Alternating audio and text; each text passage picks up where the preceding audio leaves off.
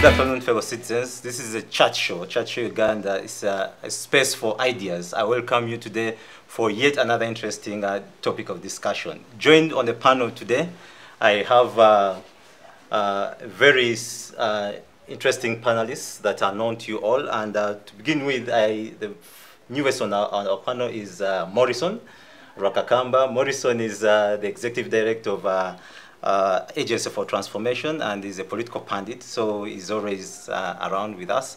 Bireete, the executive director of the Center for Constitutional Governance, quite a renowned face here. And Joseph Ochieno is running for the seat of UPC. I hope we can see UPC come back in the political limelight very soon as a strong political party. So today we are discussing security and whether the state really is up to the task of protecting its citizens. This is the topic that we're starting with. And right away, I'll need to invite Morrison. But on our panel today, we're supposed to have our fourth guest, who is Luke Owoyesigire. He's the deputy spokesperson of the Kampala Metropolitan. He's away. He's on his way coming, so we'll need to give him about 5 minutes, so he will join us. But to just drive into the debate for today, Morrison, I need to first start with you, the first question. Yeah, I hope it's okay with you. Since you're okay, the far right, I always do that. What is your assessment of the legal and political context that shapes Uganda's security environment today? Well, when you say the legal and political environment, that's very technical, but to the extent that as a country, we definitely have the laws that govern operations of how the state manifests power, how the state keeps law and order, and how our borders are really protected from both real and perceived enemies. So I think in that I'm trying to bring together the role of the UPDF, the role of the police, and other auxiliary security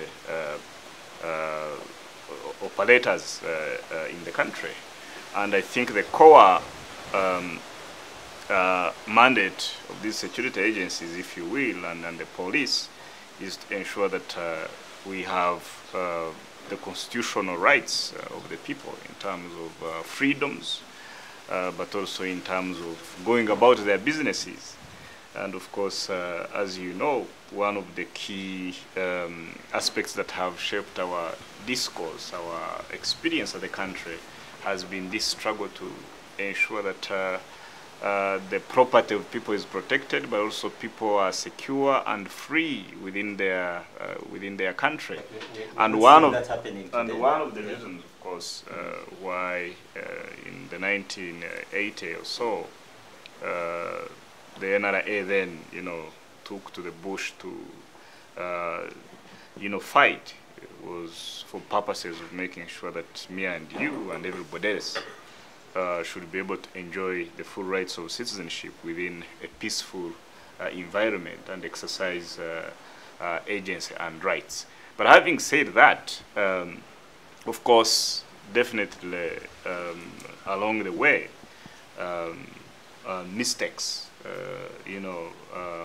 within the operations, even when you're running a machine, I think a factory, you plan very well, but sometimes the machine gets off the rail and hurts somebody. So I think along the way, I think unfortunately you have seen some of the excesses by what for me I believe are individual operators who should carry the liability. But so I don't believe individual operators, but these people are in the facilities of the government. I don't believe that there is an ideology by the NRM government or sanctioned by somebody who has power in NRM to say, go and kidnap Ugandans, go and murder Ugandans. Not at all. I think what you see are operational problems, and I think that those ones speak to the capacity of the state to be able to have an efficient police, to be able to have efficient and effective intelligence services, to even be able to curtail violence before it happens, to be able to detect and curtail violence before it happens. And I can tell you that there is no Ugandan. It doesn't have to be 1 or 2 or 3 or 1,000. There is no Ugandan who should die because they are exercising their agency. The final bit I want to make is also the idea around responsibility of citizenship. Where even when confronted with the challenges we face as a country that is developing, citizens also have a responsibility to keep law and order, to exercise their responsibilities. And one of the points that I have made before is that there is no way the police or the army or any security agency can be effective if they are not on the side of the people. Because, information and all these activities, if the people decided to say we don't want to even interact with the police, where are they going to get the intelligence? So the civil police or civil military relations really anchor, what you would call a peaceful society and a coexistent society. Morrison, right there, when you say these are individual operations, could be just some characters in there that are doing this, but why don't we see the state coming out and putting them to question? Why do we see that still happening? I think over the years, we have seen a chief of the police facing court-martial. We have seen a number of police officers and other security officials being arraigned in different courts. So it is not true to say that those individuals haven't been subjected to disciplinary actions, either through the disciplinary channels within those agencies, but also through the public and military courts. So what do you have to say from the legal perspective in that one? Well, on the legal perspective, I agree with Morrison that this country is not lacking laws. We have sufficient laws to take care of any crime that can happen anywhere globally as a country. We have a firm criminal justice system. We also have what I would call, it would be proper security architecture as a country, but we have a mixture of militias within the professional security, because other than UPDF, police, and the special protection, force of the president, and we have LDUs, the local defense units. We have, during elections, we have these constables that are recruited on a temporary basis, trained to shoot for 2 weeks, then let free after elections. In a country where we have also, high or extreme levels of unemployment and poverty. So when you get people and teach them how to operate a gun, because that's all they study in 2 weeks. Yet you have professional soldiers that train for years and years and keep going for refresher courses. Aren't you risking this person that you haphazardly train to operate a gun? And then we also know that we do not have proper documentation of guns in this country.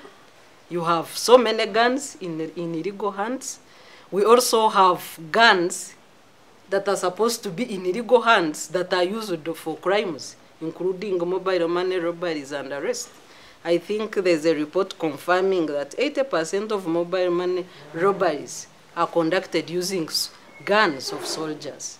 So you have this security architecture that is a mixture of professional and rudimentary trained officers, and you have lack of proper documentation of small arms and light weapons.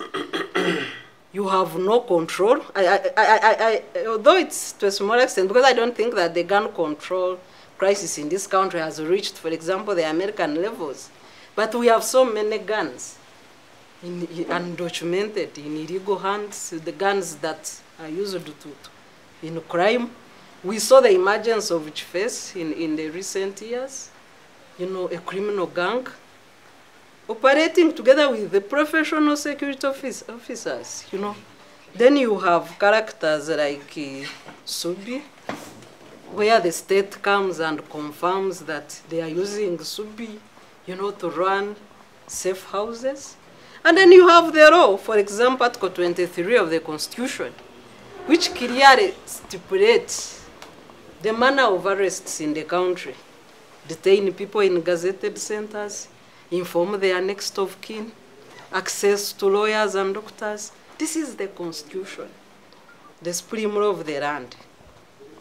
So once you have the law and the acts that are contrary to the law, and then of course the political context that is tending towards criminalizing opposition, you know, we have reached an extent of saying that if you support opposition, you are like a confirmed criminal. Yet we are under multi-party dispensation. So we have we frustrations have where people, you see those committing crime actually caning, beating, and stealing property. I think that is the work of the police agencies and the security agencies to come and protect citizens. We need to distinguish between crime and political persecution.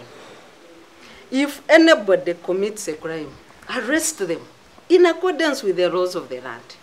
And the laws are known. I have referred you to Article 23 of the Constitution. It clearly lays out all procedures of arrest and prosecution. It is a summary of our criminal justice system. But we have other laws, including the Criminal Procedure Act, the Police Act. We have other subsidiary laws that work in line with Article 23. So if anybody commits a crime, whether they are NRM or opposition, treat them in accordance with the laws, and the laws are known. Because we are a common law country, where all laws are coded or written down. So that's the point I'm making. So when you have a situation, for example, I don't know whether in these ongoing abductions and kidnaps, I don't know whether anybody who supports NRM has been arrested or abducted or kidnapped. I am yet to hear that. So most of the victims of abduction and kidnaps, I will put it at 90%. Personally, I have not heard anybody from NRM who has been abducted. So you have 90% of abductions. I'm leaving a room of 10%. They are opposition. They are not charged in courts of law. They are not detained in gazetted centers as per Article 23, Clause 2 of the Constitution. Their relatives don't know where they are. That is Article 23, Clause 3 of the Constitution. They are not produced in court within 48 hours. That's Article 23, Clause 5 of the Constitution. Then we also see a culture, and I'm glad the Deputy Police Spokesperson has joined us. You see a culture where suspects now are brought to court by the military instead of police. So is that normal? So this is the legal architecture that I'm talking about. And then the fusion with the politics, where you have disappearances. I've put them at 90%, but they could be 100. I've not had anybody from NRM missing. So then you have, this is the political and legal context of our security situation in the country. So what explains this? It's a total breakdown of rule of law. And once you have breakdown of rule of law, then you have anarchy. Let's get to, thank you, Luke, you've joined us, and right on time. You gave us 3 minutes. You were late, and you've reached at the same time. Straight in there, I think we'll need to just chip in. We've been discussing the political and legal context of what's happening to the security system now, but also want to ask you whatever is happening around and this situation that is happening around. I think there is a lack of trust in the public. What do you have to say about this? And also, are these arrests sanctioned by the top-ranking officials or something? Well, first and foremost, I've been hearing my sister here mention the laws that we have. We are a common law country, like she said. And along the way, there are laws that always come in. And of course, like she mentioned, in response to one of the points she put out there, military taking some of these suspects in court. We all know that there is a law that empowers the military to do so. And of course, of recent, some people came out to challenge that in the constitutional court. and I think a ruling was passed. Many of us know that. So at the end of the day, it really means that not all investigations will be ideally done by police so that they can go to courts of law. We have other institutions that, of course, are subject to enforcing some of part of their mandate, and that's where we have a problem. And the public, of course, will always come out and point the finger at police, that police is doing this, but we all know this, what is happening, and some of the things that are happening are backed by the law. So, including abductions? No, not including abductions. What she mentioned, that of course we all, I condemn abductions to their fullest, where people are taken to places where their loved ones don't even know. And I'm here to tell you that at police, we don't have such things. But you can, of course, like I've said, the other agencies that are empowered to do this, you can always subject them to checks and balances. That's why we have parliament. Today, as I'm talking, and yesterday, our police top management is in parliament answering some of the questions of human rights abuses that were happening during elections. So that is what we all need, to make sure that some of these organizations that also have a mandate to carry out their work in the country, to be put to checks and balances. If something is going wrong, they should be called out, and they get the side of their story, other than everything being posted to the police, yet we all know what is actually happening, that the police is not actually involved in some of the arrests that are actually happening. Yes. Just a few. You go to know the list that came out, where they indicated that these people were taken in courts of law, and the courts that they were taken in. So really, Joseph, you want to say something? No, this is fantastic observation by my brother Luke, and it's good seeing you. It basically confirms that Uganda is a state in anarchy, and of course, guys from NRA would feel possibly insulted by that. I'm just using the word insulted before they say it. If we are in a state in which the police does not have the power and the capacity and the organization and the nuances to manage day-to-day affairs of any sense of insecurity, including capacity and ability to arrest a soldier who commits a crime, that state is a state in anarchy.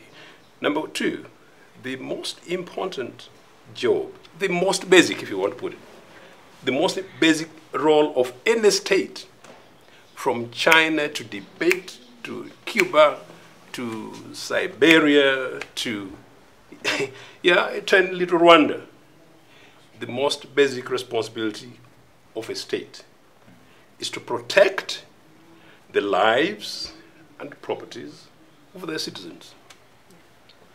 Any state that has got the incapacity to do that is either a failed state or a deliberate repressive state. But we have people who are saying that I'm giving context. If 1,000 are killed, then it's okay. Yeah, for as long as the 43 million are alive. You know, Demiano, I saw that was a discussion that reactions kept coming in. Look, thankfully, it's not from you. You know, it's a shocking thing that any citizen of this country can suggest that the disappearance, death, or suffering, tiny little pain of any citizen of our country, you know, is worth it. And to suggest that the death of one citizen, because they're some 40-something, okay. You know, last week I wrote my opinion piece in my Sunday morning, and I suggest that some people go to churches and to places of worship on Sundays or Fridays, and they boast, well-dressed. And if these are some of the guys who actually claim to do God, I have no clue what their gods are. No, quite clearly, this is the point.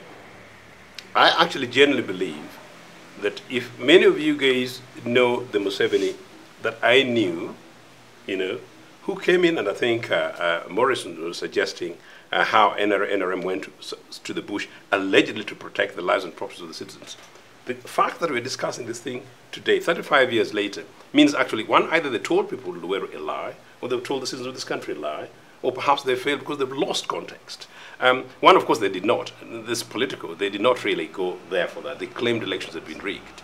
But if it is about to protect the lives and property of the citizens of this country, and that people get abducted, people get lost, the police officially doesn't have capacity or knowledge of absent citizens away from their homes, I use the word absent, then what is the role of the state? I think this matter is not a matter for the police. This matter is not a matter for the military agencies, those other agencies that Luke is referring to. This matter is a matter for this regime. I think the person responsible for this is Mr. Museveni. A citizen of Uganda cannot disappear, and then the police fail to account because they have the incapacity to account, or because they've been overridden by another agency, and that agency is an agency of state, and you're the commander-in-chief, and well, that's the question. Why then mandate? What's the role of the police? I think Sarah had insinuated. Why employ LDUs? Why employ LDUs in Uganda? What is basically their role? I go around, including in Maina Gongara, the police doesn't even have chairs to sit under a tree. Those are the guys who need to be equipped. They're sufficiently trained. I mean, they're trained. Yeah. They need to be equipped. They need to be supported. The morale need to be boosted. The other day I was actually lobbying for, and by the police officers at the top, that my station in Nagongera needs transport. These guys need a car. Nagongera is a powerful big station. To give them the capacity to do their work. That's what they need, not LDU boys and girls who don't have the capacity to appreciate rights and wrongs. At what stage is a situation, a criminal situation, at a particular corner in Kampala, so overwhelming that a senior police officer like Luke cannot attend? At what stage? Clearly. Then are we creating a new definition for the police? No. I think there is deliberate politics of using the might of the military, the might of the gun, the might of power, to subdue Ugandans for political reasons. And I think we are still at a stage in which it's actually possible for us as citizens to say that, look, as I said at the beginning, if it is the responsibility of the state to protect the lives and properties of the citizens of this country, there's no way why Ugandans cannot have a genuine conversation where politics is there, economics is there, social commitments are here, our competition of ideas and opposition and disagreements are there, but that this state called the Republic of Uganda continues to survive going forward. Thank you very much, Joseph. Let me get back to Morrison. Do you think the current abductions and arrests that are happening are targeting a specific group, and why could that be? Yeah, the election is over, if you will, and I think across the country there is calm, if you will. Some would say calm. In some situations you say calm, but some would say when you're speaking something, one would say, "Please don't go there." I hope you wanted me to respond to some of these things. So some would say it is turbulent calm. Some would say it is, real peace and sustainable peace.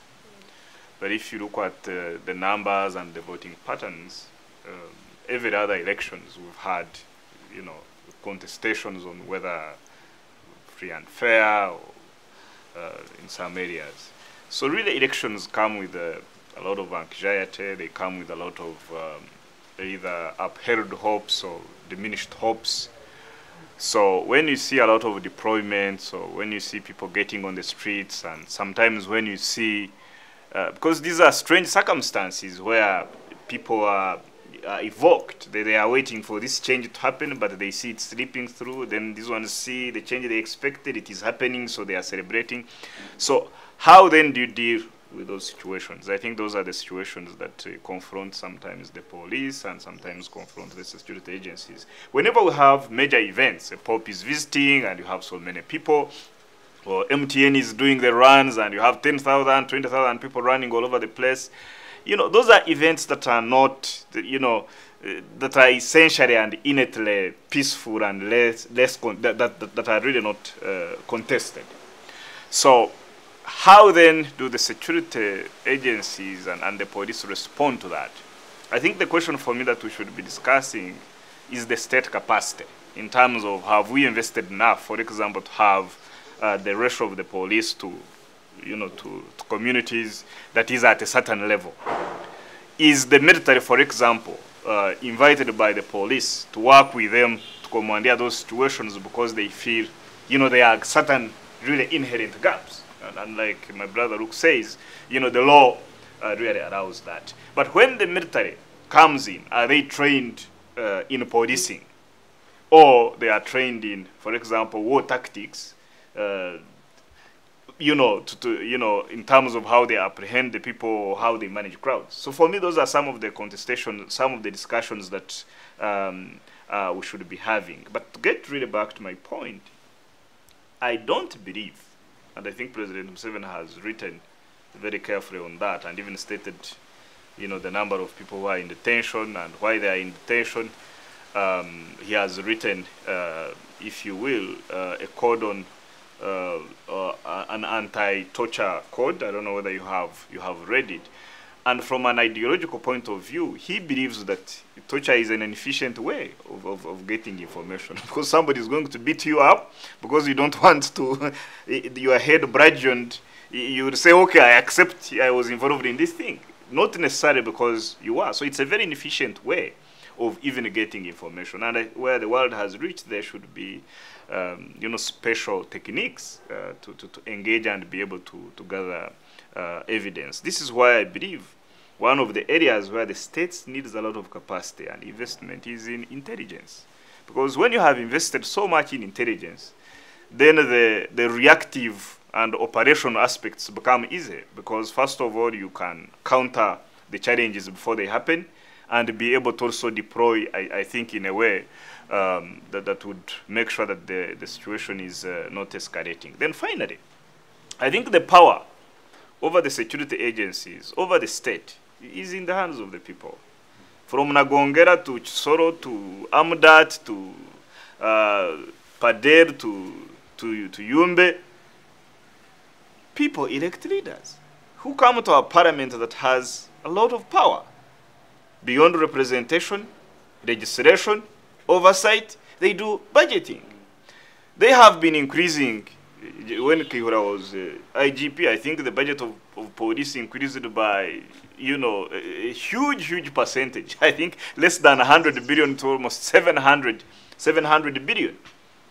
So, and the military, even when you talk about classified expenditure, the committees of parliament, have the eyes on that. To fight opposition. No. They have the eyes. Let me finish. Because those committees, by the way, most of these budget committees, oversight committees, accountability committees are chaired by the opposition.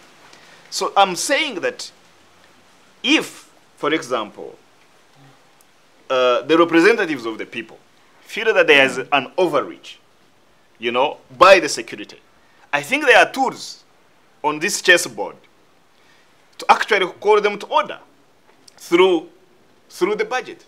The budget, the executive can make proposals, but the real appropriation, according to the Finance Act, the Public Finance and Management Act, is really by Parliament.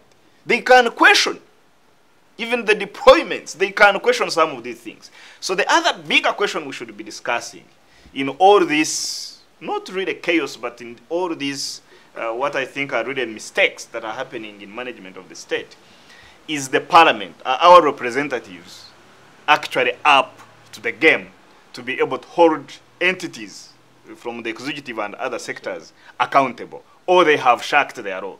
So I think that's also a strategic and ideological question as a country that is moving towards that is trying on this democratization journey. These are some of the questions we should be asking. Thank you very much, Morrison. Maybe to get back to Luke, do you think there will be, now that the president came out openly and said, okay, the officers did these crimes and he admitted that they happened, shall we see any internal discipline that will be carried out in due course for these errant officers? One thing is certain, is that one thing that I'm sure about, and something that we've been following as the force, is whenever we get enough evidence. Of course, this is information that is out there in the public. It is not something that we can say we are going to hide. It is not something that we shall put under the rug. And about some of the people that have been assaulted, some of the people that have been allegedly tortured, whenever that information comes out, it is upon us. Because at the end of the day, it is our image as the force that, of course, gets tainted. Because every year we see reports coming out, police leads this, police leads this, police leads that. We are not also just looking by and say, okay, let's just keep leading. No, at the end of the day, we want to change something. Because first and foremost, we came out with an understanding that all of our officers who are actually responding to cases or issues whereby they are of civil disobedience, issues of riots, does not necessitate that officer to first fire tear gas without even knowing what exactly these people are doing.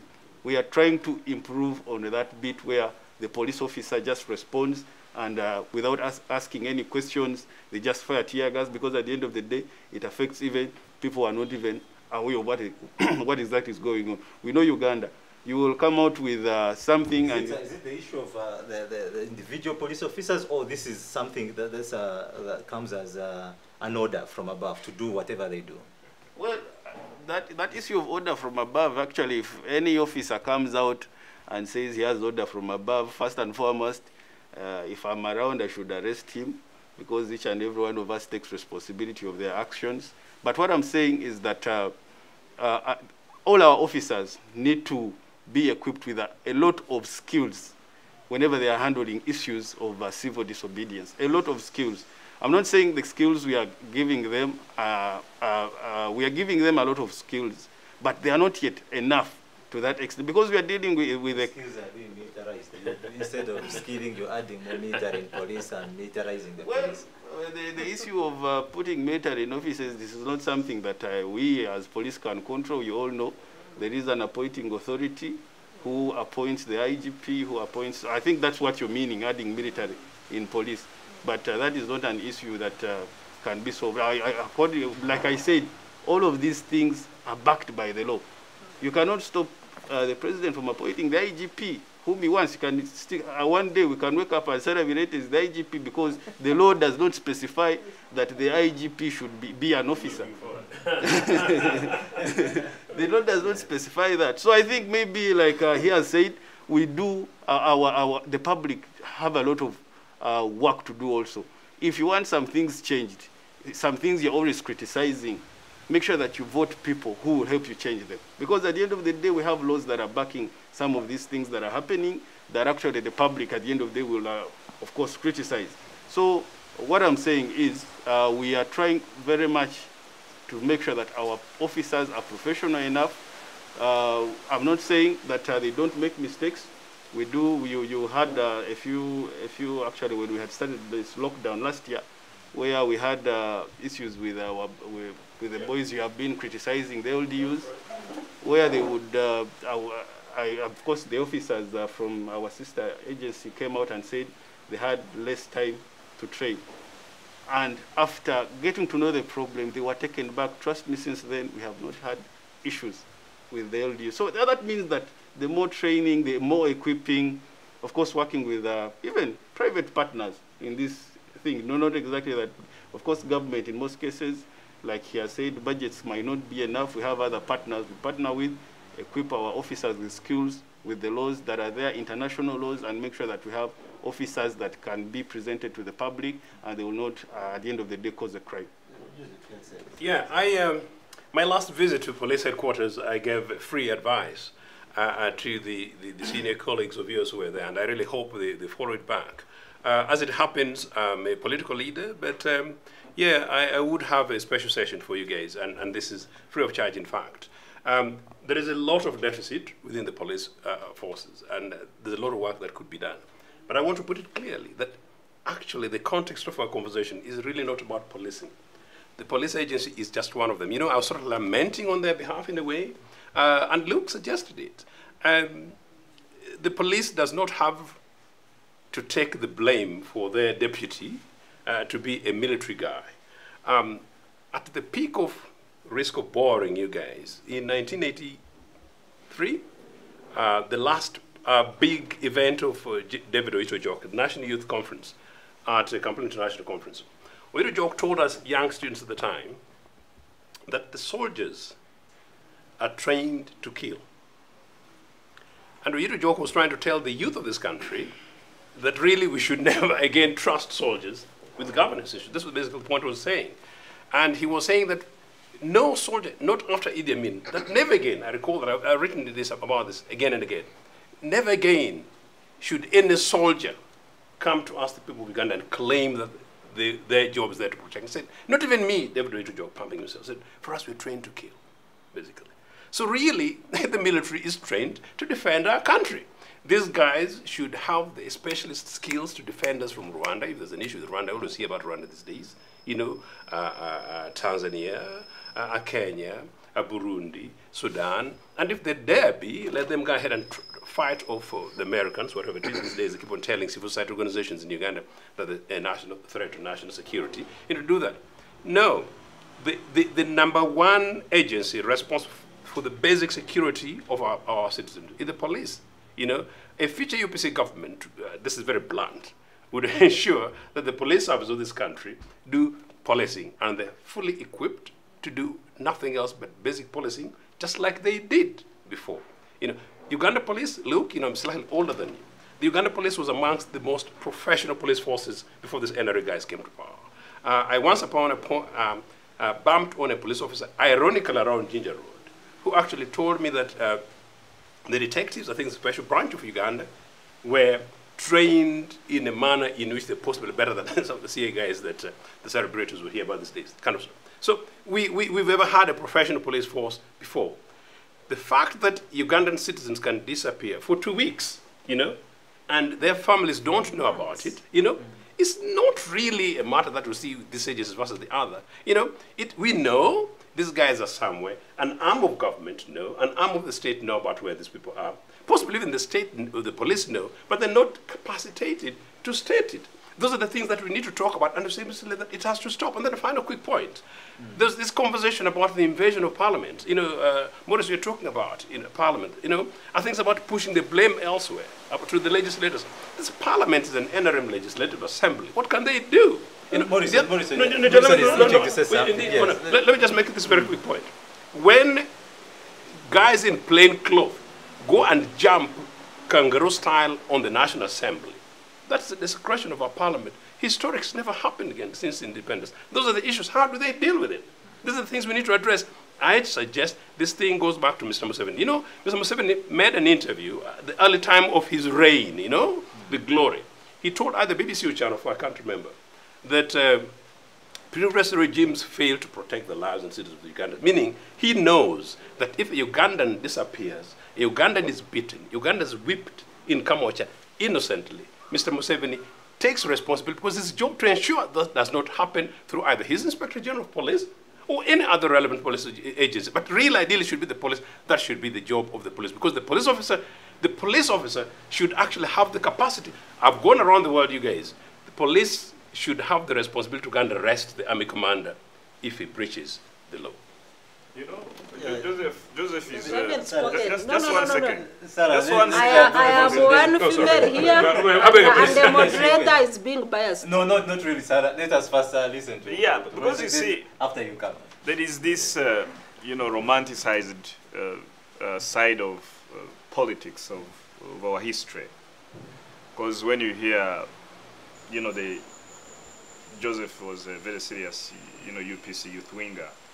And from what I know, he's suspected to have been the one to carry on the mantle that Milton Obote, because I think I've been listening to him for a while. But Ugandans have to remember that it is the UPC government that gave us Idi Amin. It's nonsense. It's not nonsense. You can say it is nonsense, but he grew through the ranks, through the UPC, became Milton Obote's blue-eyed boy. So if you have got a clear vetting system and professional, he's one of the most literate, I think, presidents we've ever had. But he grew through the ranks, uneducated, but perhaps an operational, very, very skilled operationally in commandeering certain situations. So I don't think Ugandans, especially young Ugandans, should be fed on that romanticized history of institutions in UPC. They gave us Idi Amin. And the reason why, in 1980s, because so many people died, under Amin, also still under Milton Obote. It is true that the evidence is there. People who went through where were trying to stop, a force that was saying, if you have a gun, don't ask for me salary, because you have a gun, go and find it. And we rape people and all those things. So I think we should stick to where we are and look at the challenges that we face at the nation state and try to pitch for the future instead of getting... But it looks like you're doing what you're trying to... It's not what I'm doing. There's nothing that I'm not doing. I'm just trying to say that even up to now... As the state. Yes, even up to... So I said now, we still have challenges. And I think Luke mentioned some of those challenges. He mentioned some of those challenges. But these challenges are not sanctioned by the Commander-in-Chief. They are individual liability or competence-related challenges. And I think if we were to invest more into training, if he wants to go and give a talk at the police, I think I would appreciate that. To try and raise the state capacity and capability to respond to even new challenges, sanctioned by the social media, sanctioned by a more liberated and civic-conscious population that is not demanding less, that is demanding more. Before, if somebody became a crack or, a nurse during Obote time, they were satisfied. But now Ugandans really want, a much better life. They want to be globally competitive. So the challenges that the state is facing now are not the same challenges that the governments before, faced. Is the government, therefore, moving quickly to be able to respond to the current challenges and expectations? Perhaps no. Do we need to engage gear number 4, gear number 5 to make sure that we are at the pace of this civic consciousness? I think yes. That's where Sarah need to get in to give us a rejoinder. No, I don't need to give a rejoinder to what Morrison is saying. I need to share my opinion. Yes, okay. So, yes. So, first of all, nation building and democratization are processes. You don't conclude them overnight. And we appreciate the challenges. But when the challenges are extreme, again, I think the excuse of saying we are facing challenges, if we move 1 step forward, 3 steps backwards, I think the excuse of challenges, I think ceases to merit, in a sense. On our history, Morrison, even our constitution is very clear in its preamble. And I think the purpose was to make sure that we don't degenerate again to turbulence. The political turbulence, the political instability, the civil wars are all captured in the preamble of the Constitution. And the purpose and spirit of that Constitution was to say never again. You say Idi Amin was a creation of Obote. Maybe yes, maybe no. But I know that the young generation very often is referring to Idi Amin in the context of what the regime is doing today. Abductions, kidnaps, torture, extrajudicial killings. Those were things that citizens of this country witnessed during Idi Amin terror. And we are witnessing them today. So has Idi Amin resurrected? Today, as we sit here to discuss disappearances, kidnaps, torture, extrajudicial killings, has Idi Amin resurrected? So maybe we should discuss a Aminism that is beginning to be dominant in this regime. Unfortunately, Idi Amin could have an excuse of being illiterate or semi-literate. We have highly educated people in charge of our security, highly trained, both in normal education and security education. We have the cream. I think that this country has ever had. Sandhurst trained. These are the people conducting kidnaps, presiding over extrajudicial killings. Is this what they run in Sandhurst? And what is the difference? Then with the P6 dropout, Idi Amin, what is the difference? So I think when it comes to a nation losing direction, we should not romanticize that falling off the track. And then we say these are structural mistakes. If there were mistakes, the president did mention on a summit of IPOD, a leadership of political parties that are represented in parliament, that the SFC a body that is trained, specially trained to guard him and his family, is the one having some people that are said to be abducted. It's on record. He did also promise that these people will be released in 1 week. I think we have gone into a month. And I don't know whether they've been released or not, because I know that some of the former abducted people are being dumped in swamps, in forests, and then discovered struggling to walk home in their frail situations after torture. So this is the situation that we must discuss as a nation. We do not need to romanticize it. We don't need to apportion blame. And if we are saying Idi Amin was illiterate, then let's discuss the emergence of Aminism in this country. No, because Sarah, let me get back to you, Sarah. You know, there is, maybe we'll all share through this. The state is, you as a civil society, you're being looked at some of the people who are trying to advance some of these unbecoming behaviors. Should we say that possibly there could be an insurgency that possibly you funded under the CSO movement? There has been allegations. There has been, first was name calling of civil society. And, we have a terrible shrinking context in this country. So it started with name calling, saying we advance foreign agenda. Yet we are citizens of this country, working with partners of the Republic of Uganda, who fund 75% of their money goes into government, including the national budget as well as development projects. And 25% of this money goes into civil society and other charitable funding. Same partners, EU, you can name them, US, EU, US trainers, all our specialized security personnel at the cost of an American citizen. Half of the equipment by UPDF is purchased by these people. So you have these partners of the Republic of Uganda partnering 75% with the government, 25% with civil society and other charitable causes. And then you have government saying that the 25% money that does not go to them is insurgency money. So how do they distinguish and quantify this money and that level of hypocrisy by the state? No, I'm coming. No, I'm coming. Let me conclude. Yes. That's the beginning. So during elections, because of the manner and chaos that was going around elections, then the security agencies started propaganda that civil society is funding terrorism and insurgency. They did closed accounts of 2 organizations and allegations that they are funding terrorism. They closed the accounts for 3 months. So we said, let's wait. If really terrorism is the highest crime you can commit against your government, or any government for that matter. So we said, let's wait for arrests and other processes to take course. 3 months as a sector, nothing was happening. People are alleged to have funded terrorism. They are walking free on Kampala streets. They are free in their homes. They are all here in their offices, and nobody's arresting them. There is no charge.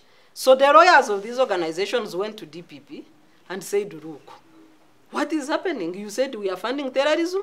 Because the Financial Intelligence Authority had written that they are referring the file to DPP for further action. The DPP said, I have no file. I don't know anything. The NGOs went to court and sued the government for blackmail and illegal closure of accounts. Then the government went and separately opened these accounts.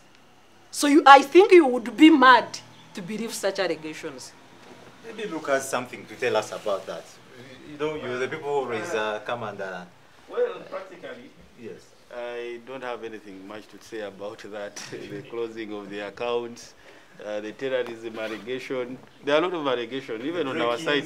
At the end of the day, personally, I can come out and say many of the things that are being accused against security, most of them are allegations. So it is upon you to judge whether it is true or not. It is upon whoever receiving this message to judge. So basically what I can say is we did have threats during that time as we were approaching elections. We did have a lot of threats, and we did make arrests. These people, by the way, were not tortured, and they started revealing some of the ideas they have behind if they don't get to the new, they call it a new what? New Uganda, New World, I don't know. These arrests were by police. There's some arrests that were by us that I can confirm. That's what it should be. Yes, because I cannot deny. That's what it should be. So they confessed. And we did operations. They were taking us around, informing us this is a hideout, recovering some items which were going to be used in case they don't get to whatever they call a new Uganda. Some pangas, some spears, some arrows, some bottles, which of course have been used of recent to target petrol stations. Bottles, they fill the bottle with petrol. We have some petrol stations in Wakiso, 2 of them, which were attacked in a similar way. Just a few months ago, this year, they throw bottle, they call them petrol bombs, at the petrol station, and you find the whole pump catching fire. Lucky enough for us, we were able to run, and these petrol stations are well equipped with fire extinguishers, and we were able to extinguish this. And we're still looking for the culprits. But this shows whatever happened last month to the petrol station, it confirms the information we had before. So if we had not done some of these operations as police, on our side as police, and working with a few intelligence officers, maybe the thing would have been worse. So I'm saying we do have threats of terrorism, but who is backing them up? I think that is a question of another day. I cannot ably go into who could be backing them. The question for national politics where I And come law in. should take its course. Yes. Precisely.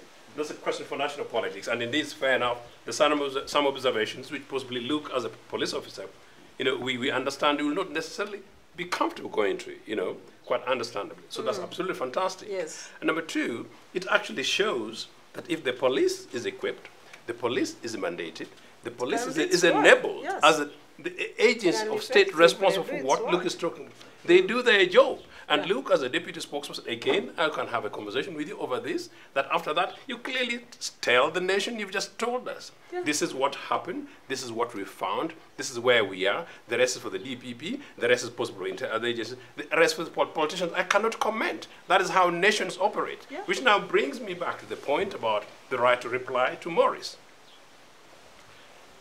Governments operate and function around the world. Number 2, this government, this NR regime, is perfect at blackmailing. Part of the blackmailing business to the citizens of this country is that Uganda never existed before 1986. You oppose Mr. Museveni and you're a security threat. You oppose the incompetence about Northern Bypass, then you failed this country 20 or 30 years ago. Amin was not a creation of UPC. That's actually quite an unfortunate observation, Morris. Amin was the most senior Ugandan citizen political officer at independence. Or rather, a military officer at independence. They had to fumble with him up to indeed 1971. So Amin had the right to go through all those kind of series of processes as a Ugandan. And by the way, Mr. Museveni benefited from Uganda People's Congress, got our free education. We even had the luck to work freely in Milton Obote's office for nine months before Amin took over. In fact, if it was the Uganda of these days, who would have taken Museveni to Uganda to work in the president's office? Nobody. So it does not necessarily make UPC responsible. UPC was basically doing what it's supposed to do as an elected democratic government. The point I was making about the Amin thing was in context was, when we make references to what happened in the past, in context, we are talking about what is possible for this country, what is happening elsewhere, comparative analysis, and what is it that we want for Uganda tomorrow. My emphasis is this. This country is actually possible going forward, and you're quite right. Even under Idi Amin, certain systems worked. Amin, of course, had the extremes about insecurity, and I think Sarah Pat helped me answer this. That Amin was a semi-literate, Granted, these days we have lawyers like Kaihura was. Did he have masters in law and torture our people in the streets of Kampala like he did, to the extent that to confirm that he was such a terror, at the police headquarters. The state had to take him on. Now, we don't know under what circumstances. This is what we're saying. We are saying it is wrong for citizens of this country to be tortured. It is wrong for citizens of this country to suffer and die. it's actually right that the security agencies of this country, particularly the police, be empowered, so that every Ugandan citizen who breaks the law takes responsibility. Every Ugandan citizen who dies, and by the way, let me say this. I have said this before and I'll say it again. Look, a future UPC government in which I'm involved will ensure that every citizen, any person born in Uganda, has got a registered birth certificate.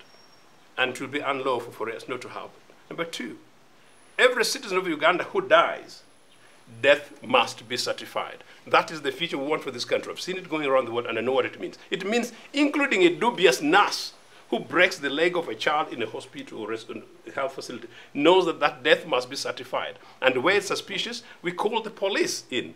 Now we are talking going forward about the lives and properties of our citizens of our country. Ugandan does not just die anyhow, and then we live in a speculative way going forward. That is actually the commitment from UPC going forward, because we attempt to do those things. Where we are today, we are simply saying that, look, the state has reached a stage in which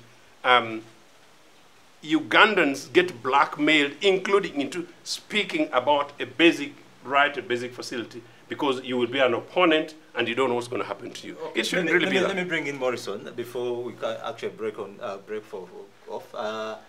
This issue of the insurgency, should one say then conclude that it's just an excuse for the state to really squeeze the political people who are really opposing the government or something? No, but you see, I think, because like my brother Joseph says, states all over the world operate intelligence agencies that are supposed to really detect and curtail threats, both the ones that we civic souls can see and those that we cannot see. And if you look at the trend line over the years, you've had acts of terrorism that have been not on a geometrical curve, but on an exponential curve. You know, the killing of Muslims, you know, the killing of the officer, you know, Kawesi, and very, really organized and highly, you know, assassinations that happened. And these were preceding a very consequential and contested election. So the point is, actually some of those criminals, if you will, or terrorists that have always been plotting things against Uganda, you remember the Rwakakamba bombings and all of that, they could use, you know, the high temperature election environment to actually, you know, not necessarily because they support any group, that they support NUP or FDC or anybody, not at all, but they use that situation to actually sow mayhem, you know, destabilize the country and take it to crisis. So we may want to ask ourselves, what is it that we know and what is it that we don't know? So maybe to that extent, for me, the bigger question now should be, you know, our security agencies, police, and accountable enough to be able to square up, instead of quarterbacking, but square up with the Ugandans and say, this is what we know, you know, such that, you know, some of the actions can actually be explained. The other point is, I think as political leaders, especially for my brother Joseph from the UPC, you know, of course UPC, it's not true that it did not do some very good things, not at all. I'm actually one of the people who respect Milton Obote as one of the greatest, I think, I think as one of the really greatest national really leaders, because for him he never cared. He would come and fall in Ushenyi, do great stuff, go to Mbari, go. I mean, you know, so there are certain aspects, and it could be the reason, by the way, why, you know, the NRM now has an alliance, if you will, with the UPC. You know, some of the UPC members are cabinet members. There is no alliance. No, and Ugandans no. That's official. There's no alliance. Well, whether officially or not, but I can tell you that officials from the UPC who still hold UPC card. Individuals in UPC, yes. Just like in all other. You know, Joseph, I did not disrupt you. Let's make the point about security. No. Let's not go. No. But we can discuss that after break. You are not going to determine what I want to say. Really, that would be the despotic tendency. But I'm trying to say that because of some of those good things, it is true that, you know, from UPC, that NRM beyond the broad-based, agenda. But even up to now, 35 years later, he's still working. He's still working with the UPC. People are still holding UPC party card, as ministers for strategic. Say that the UPC is the next government. Well, there is I'm saying there is an alliance going on. Whether people say it is formal or informal, that's for them to determine. But there is an alliance going on. Then finally, for political leaders, and this is why political leaders should be honest with Ugandans. That's right. And tell their supporters, whether it is NRM, whether it is NUP, whether it is FDC, that this is the only country we have. That even when we go on the streets to protest, there was no rationale, for people dressed in people power berets to undress and stone people, just because they are putting on yellow shirts. There was no basis for NUP, then it was people power, to stone Dr. Chiza Besigye at Burangi, just because they felt Chiza Besigye was their roadblock to be able to run for office. There was no rationale for Nabira, when she was leaving FDC, to be stoned at Najana Nkumbi. So those are not NRM things. These are Ugandan problems, that if you're a political leader, you have a responsibility to speak to your supporters, to speak as a leader that we want peace at every level, and it doesn't matter the political creed, the religious creed. We are first Ugandans, and we must together work to take this country forward. That's a very good point. So really, just to say this very quickly. We shall get back after this break. We shall get back after this break. So thank you very much. Let us get a short break, and in there we shall dig deeper on whether the state is all ready to protect the citizens of this country, or the mandate is still on for the state. Thank you very much, and let's get back shortly. The Citizens Chatroom happens every Friday at 2 p.m. on Civic Space TV Online on Facebook and YouTube. We invite you to be part of this conversation. Civic Space TV, freedom always. Welcome back from this short break, and quite out of the cameras, we've been having an interesting discussion, and I hope we can proceed with this discussion. This is the chat show, and it gets interesting every time. Kindly follow us on Twitter. The hashtag is running, ChatShowUG. So kindly post your comments there, post your reactions there. Have everything you're trying to communicate to us. We shall pick those and share around. We are streaming live on YouTube and also on Facebook Live and all other social media pages. Let's get back to the debate. I think, let me start with Sarah. Yeah, what do you think are the Uganda's socio-political factors, including treatment of opposition and the fairness of democratic processes? Well, if you look at the socio-economic factors, I think the single largest social group of Uganda's population are the youth. So you have a youth badge, and we are the second youngest country in the world. Then you have high levels of unemployment. So if you have that mixture of 78% of Ugandans that are 30 years and below, even in the last election, I think we had about 11.5 million youth voters. And then you have high levels of unemployment, to the extent that for every 10 graduates, only one is assured of a job. I think that mismatch, economic mismatch, with the numbers, the energy of the young people, is a big social factor that should be addressed. But I also know that in the same, context, you have the internet, the knowledge industry, the knowledge economy, the creative industry, that bridges the gap on employment. Because you have a lot of young people that are able to work and earn on the internet as content developers, as social media influencers, the rest of it. But again, you have policies that do not favor the knowledge economy, the digitalization of employment, we have internet taxes, you have the proposed data taxes. Amidst these youth numbers, youth unemployment, then you have a sector that can help ease the crisis of unemployment, and you are burdening it with taxes. So I think government there is missing a point. Then on the treatment of opposition, I want to talk broadly on the enjoyment of civil and political rights in this country, because I don't want to limit it to opposition. That's a narrower scope. So you have the civil and political rights that are guaranteed in our Constitution under Chapter 4 of the Constitution, that are guaranteed by all regional and international protocols on human rights, and Uganda is a signatory and has ratified 80% of these instruments. But again, the practice. So we have the ideal, the legal framework, and the practice that does not match the legal framework. For example, I will use one Article 29 of the Constitution on freedom of association, assembly, and expression.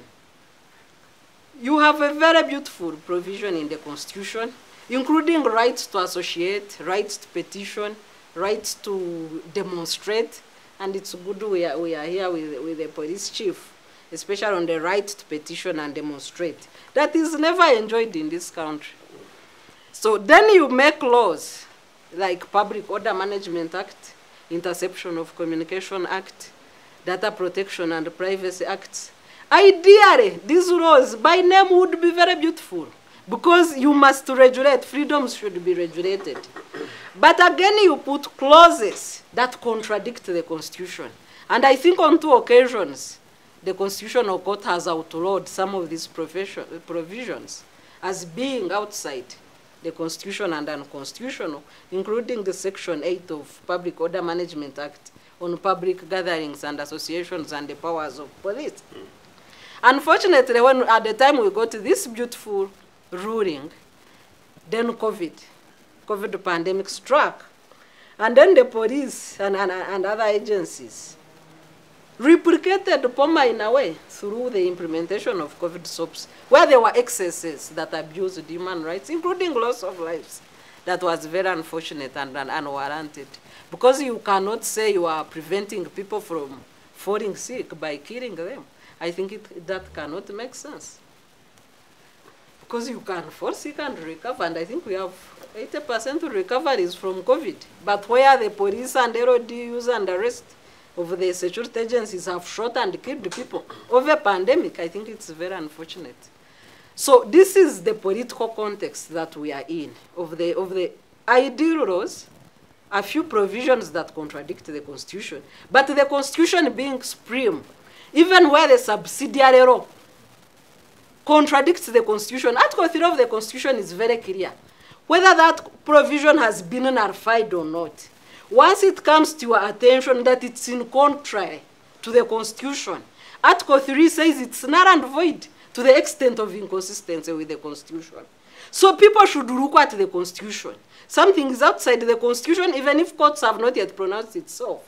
It is illegal by virtue of Article 3 of the Constitution. So you have these overriding powers through illegal provisions. And then you have the practice. For example, I don't understand why we cannot enjoy freedoms to demonstrate and petition in this country. Even Article 44, it goes to the extent to say that any limitations on enjoyment of rights and freedoms should be normal and acceptable in a free democratic society. So then we need to ask ourselves, in the implementation of the laws, are the limitations normal, free, and acceptable in a democratic society? And if not, then what is the problem? I think that's where we are. I think let me get to Morrison. Do you think there is fairness in this in the implementation of these democratic processes? Well, I think it depends on these demonstrations and what is anticipated from a security standpoint, whether the guidance is followed or not. Because I remember there was an anti-corruption walk where people moved all over Kampala. With the president. And there wasn't, any scuffle. I remember when, for example, the women who were protesting against this bill, I think it's the marriage bill, where some women were protesting, some for it, others against it, because apparently some wanted to protect the polygamy aspect of it, others were against it, and they were protesting all over Kampala, and nothing happened. I think in our history, the protests that have gathered. Those are just Just listen. I think the contestations where you have this, where there is a lot of tension, and of course there is the Mahisa Nyungu. What would you call the Mahisa Nyungu? It is that the preparation before it happens, and some people are threatening. So what is that thing before the movie comes? Is it, so trailer. Yeah, the trailer around it. The Banyankwere call it a Mahisa Nyungu. And therefore the police is like, what is this Mahisa Nyungu about? People, plotting to. So then you have had during the walk to work protests. I think those are the most toxic and the most confrontational protests that we've had. So I think we have learned really over the years that one, to demonstrate is a right. But what has not been solved is when you're exercising that right, are you also impeding on the right of the person who is not protesting? So when the business people, and these are debates we should have. It's not like, use the cancel culture and just put them aside. But if Kasit and other business people are saying, if these people come and they have come, they protest around here, they break into they break into our shops and we lose business, our customers fear to come, is that something that do they have a right to also raise some of those questions? So if they also raise those issues, so the state, how is the state going to balance those interests? Or we say those don't matter, political rights of people demonstrating over the tax or something like that are more important than the shop owners or the taxpayers or the citizens to really exercise that right. The final bit, stopping these processes, these protests is also the final bit. Discussing. No, yes. so on how the police responds, my view is that it's the issue of capacity. Because there are certain ways, of managing some of these confrontations without causing, death, without causing any mortalities in those situations. And who could tell you that, well, in other places, there, sometimes people die, but the police tries to use mechanism to make sure that, there is limited. Yes, that's really wrong. I saw, and I think the president also talked about it, where a soldier was shooting, aimlessly during those protests that happened. That is very, very unfortunate. So if you are the police, if you are the intelligence, if you are the security agencies, you might want to get off the dance floor, get on the balcony, and look at that dance floor and ask yourself what the hell is going on. What is it that we need to do not to repeat these situations? You don't want to see security officers or policemen or soldiers, celebrating and chest thumping that some people have been died or they have been taught a lesson. That's an Ugandan. Because first of all, the police and the intelligence, these are Ugandans like us. They come from our homes, we come from their homes, they are our fathers, they are our aunties. We got the same hospitals, the kids the same schools. We experience this Uganda really the way it is, and it is in the best interest of all of us to make sure that it advances. The final point on COVID, I think you and me agree that Uganda, where we are, unfortunately we have lost some people, I think 330 if I get my number right, and may their soul rest inside the gates of heavenly peace. We've had some cases, some people have healed, but comparatively, I think as a country, we have done better. And I think NRM's strategy has never been confrontation. It has always been persuasion. And Joseph would tell you that those who go to Changwanzi or who read the literature, because you can't be a good opposition if you don't read the literature of the opposition, show that the persuasion aspect works. And I think President Museveni, was on TV, was on radio, everywhere telling Ugandans that COVID is a clear and present danger. It is coming. And Ugandans, did respond. And I can tell you, if you compare, Kenya now there is a surge. We shouldn't be celebrating that there is a surge in Kenya. It's unfortunate. These are our East African brothers or anywhere else in the United States. But I think this country has managed. So to suggest that the president used that, or NRM used that, to reinvent POMA. I talked about the excesses and killing. Yes, so those excesses should not have happened. Even when you're managing a curfew. Yeah, that's the point. Why kill people? Yeah. So that issue was, for me, the issue of state capacity.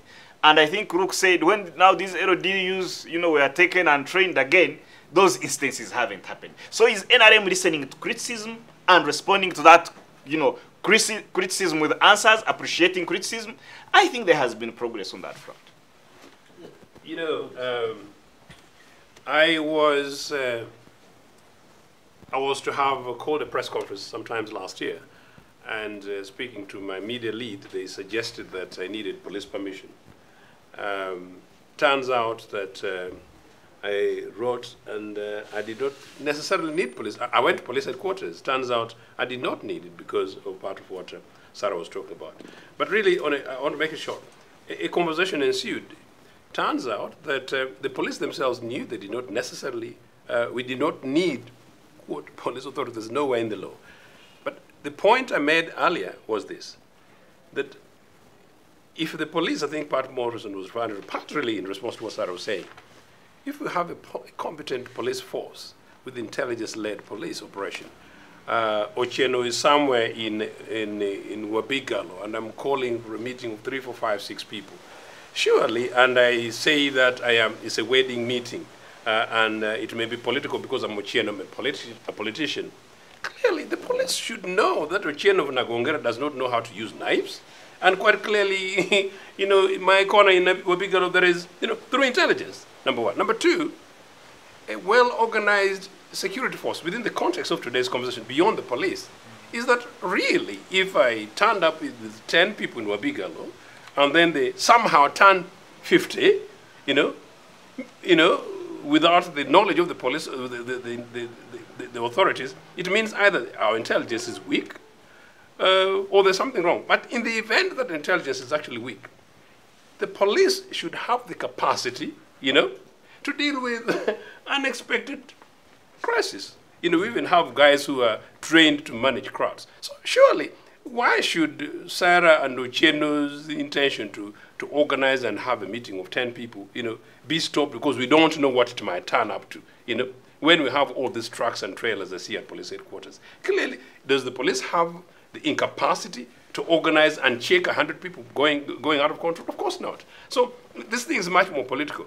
And then the other thing about, Morrison, you refer to the business of having demonstrations because some business somewhere in Kampala Road is going to be concerned because the business is going to, that's the nature of life. We live side by side with the neighbors, some funny guys with very powerful dogs, back at night in midnight when I'm sleeping, but the reality is they're my neighbors, No, so if I may give you a small rejoinder on that, the Public Order Management Act actually gives police powers to prescribe a route for you. Precisely. If I say I want to go to National Council for Higher Education to demonstrate, the function of police should be to tell me, this is a residential area, don't disturb people. Come, move through this area, industrial area, those are industries, and police should be there. Public management is their function. And then say, use this route and get where you want to go. And Luke said it very well earlier, that, in a decent policing regime, you should be able to say, in case they want to begin throwing stones, you guys move this other way. Don't move there. Please don't pass there. You warn people. People have got the sense and sensibility, knowing that your police officers, you warned them, or perhaps usually you call the guys who are responsible. You have situations where you're seeing demonstrations being taken to business centers. People enjoy doing their work. Why do you want to demonstrate? Actually, routes are not a problem. Also are doing their work, so you can't interfere with their work. The enjoyment of their police will give you routes. No, but that police cannot give you. You need to write to them. According to Papa, you need to write to them. No, you suggest they direct you a route. That's under Public Order Management Act. We've seen demonstrations. We are seeing demonstrations where police says, we are seeing situations where police says you take this route, and that's disobedience, of course. That's disobedience. We have to go through this route. Demiano, have you been along Kampala Road one of these days in the last few years, and roads are blocked for an hour because Mr. Museveni is going to pass there and all businesses come to a standstill? Does he get permission for it? Isn't it an inconvenience? It's common sense. No, Demiano, please don't go there. businesses know if I own a shop in Kampala, once in a while, I'm using it. Of course, you know, I'm using looting. You know, no, yes, demonstrations that will get into looting. Now you're talking about looting. Yes. We are talking about whether or not business is inconvenienced. We know that's what it tends to. No, not really, not really. Now we know that at some stage, you know, a demonstration will pass via a Bata shoe shop, you know, and for some reason, for a particular time, Bata knows that once in 6 months, some Ugandans may be demonstrating against battered children, absent mothers, or some fathers who refuse to respond to responsibility, or teachers' pay, or indeed police terms and conditions. Demonstrations about everything is not usually against Mr. Museveni and his interested groups. You know, so this is about the basic rights and responsibilities of all citizens, including those of us who have businesses. And for once, we simply say, people are passing by, let them exercise their rights. It's really about that. These things can actually be done in a civil way in this country. And, you know, I'm very lucky, Sarah. I have traveled the world.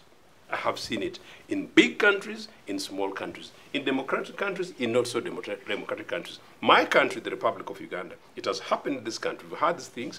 It is possible for it to happen again. All we're simply saying today is that, look, is it possible for this state to protect the rights and protect properties of the citizens of this Uganda? I'm saying it is. All we need is a will from the top, a responsibility and a response from us, the citizens, as Morrison has been continuously saying, that we simply say that, look, what are the limits? Simply make sure that, in this case, the guys who should be the arbiters of these are the police forces, as a central agencies are there, give them capacity, responsibility to be able to do it without political bias. Let me get to look. Why is it that it gets hard for police to have a conversation with the protesters and harmonize on routes? And also, most of the time you see someone say they write to you officially and you turn out these demonstrations. Yet these are rights also. Well, first and foremost, it is a couple of reasons.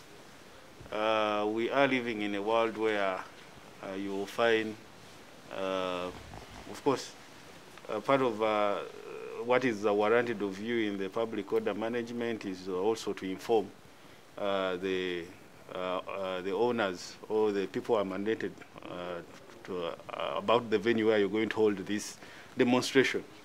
So you'll find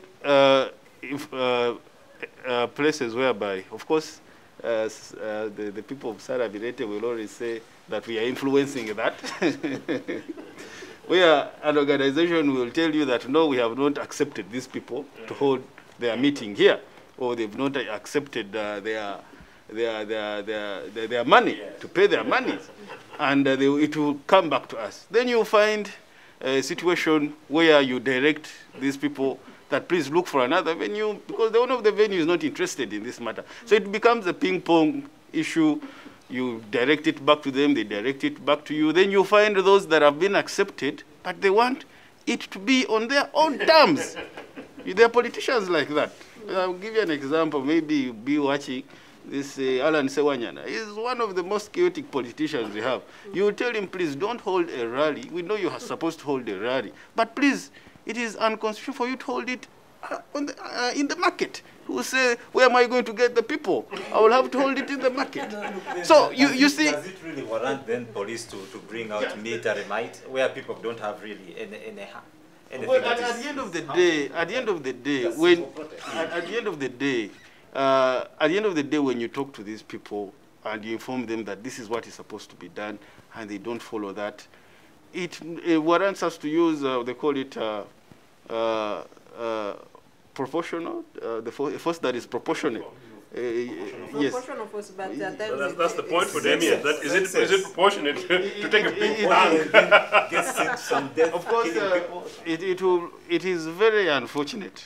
Yes, I will agree with that, that people in most cases, some people, I will not say all of them die. Of course, these are officers that are over 100 holding guns, but we shall find there one officer who will, of course, release bullets, probably has his own reasons, which of course are investigated because most of these officers have been charged and cases are still ongoing. Some of them have even been sentenced in courts of law because we are not very lucky as police to have our own court, which of course will charge these people and to sentence them. We still follow this criminal law and we process them through criminal courts and they go and serve their sentences. It is very unfortunate that some people die. But we have to agree that the public we are dealing with, most of the, they have their different views about demonstration. You'll find you've given them a route, and you find Kasita writing to you that we don't want these people to pass here. You give them a route, and they will say, we don't want that route, we want this one. Because no one is going to see us demonstrate, and what we want is people to see us. Look, and you find those ones. In the event that you do that, and you clearly articulate them as you've said so, I just need to interject here. You have absolute support from me. And people like me, and most of us really, will support you in that. So it's a matter of clarity. So, you know, and making sure that you come out and take a political position. I really don't think that most Ugandans are that unreasonable, including political organizations that don't know about the individuals they're referring to. Yeah, we simply just want reasonableness. Well, okay. Unfortunately for us is that most of the politicians that actually engage in these kinds of activity are looking for political points. So at the end of the day, they are not really looking at something that is going to work for the both of us, for them and for us, the police. They will look for something that is, of course, going to make sure that is provocative at the end of the day. They will not, like we are prescribed to give them routes and also consult with the owners of the venues where they are expected or not. They will not do all of that. They will not consult the owners of the venues. They will not also engage us in prescribing the routes. At the end of the day, there's this man who was seen on TV flogging something.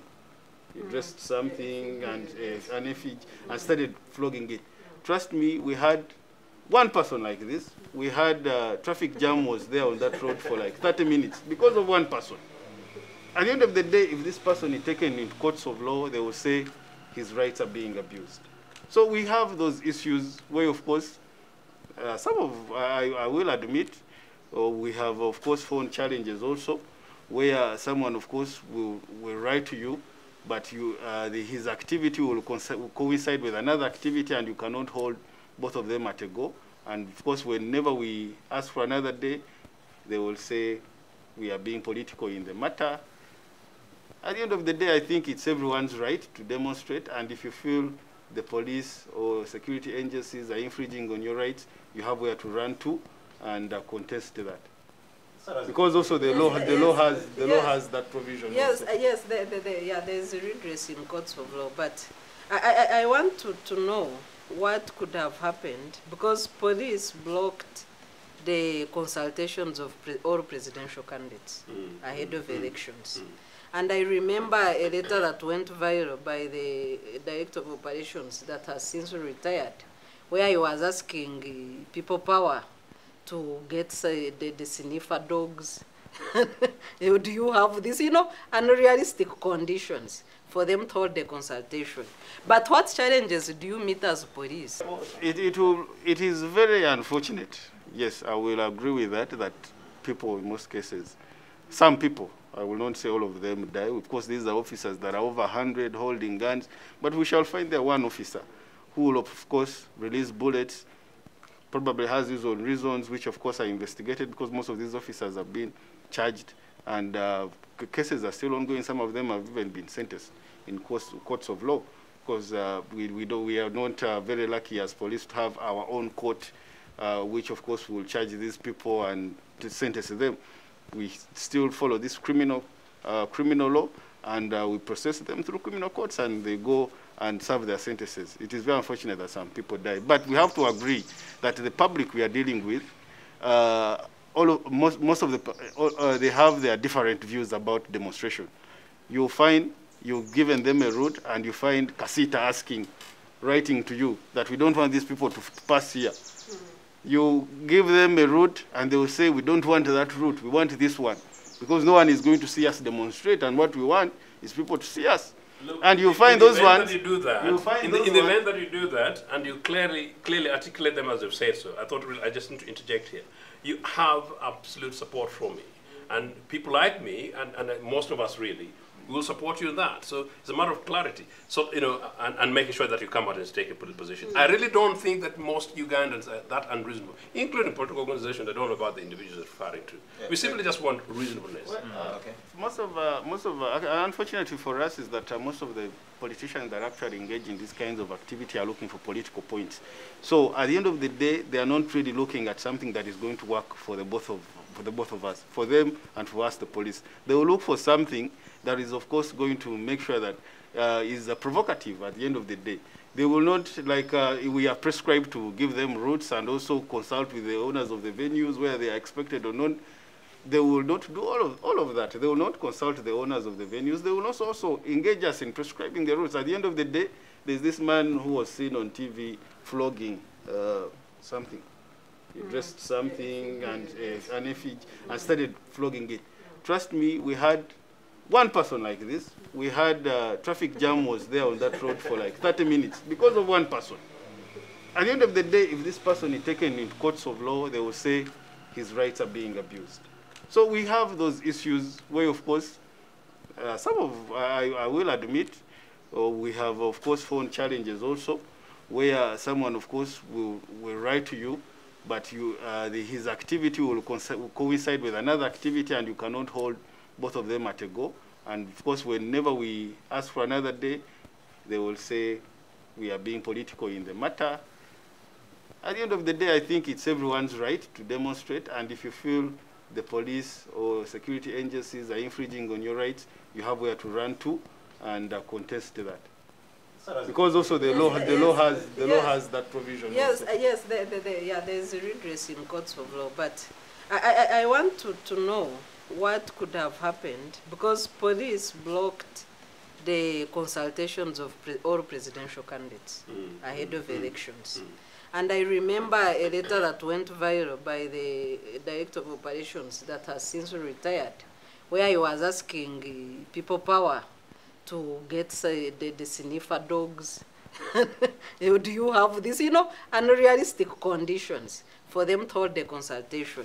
But what challenges do you meet as police that could have led to blocking all consultations, even after you had had a meeting with the Electoral Commission on the consultations for presidential candidates? Well, we do, like you've said, most of the presidential candidates, I would say, especially here in Kampala, I wouldn't say that there was some bit of, would I say, I cannot say, it coincided with some activities. I think that's when we were coming into COVID-19, during the time when the presidential... Of course, elections were during COVID. Yes. But even before, including the time you arrested him, Mama was going to Mbare, before, it has not been possible in this country for a person intending to contest for presidency to consult. Now, of course, like I've said, these are the presidential candidates are supposed to give their timetables of consultations to securities, and the security is supposed to know when you're expected in this certain area, and so that we can provide the necessary security for you. You're supposed to inform us about the venue, what criteria, have you followed all the necessary criteria that is needed of you? Is the health of the people gathering there enough? Rather, is it okay? Will the people who gather there be okay when they gather there, health-wise?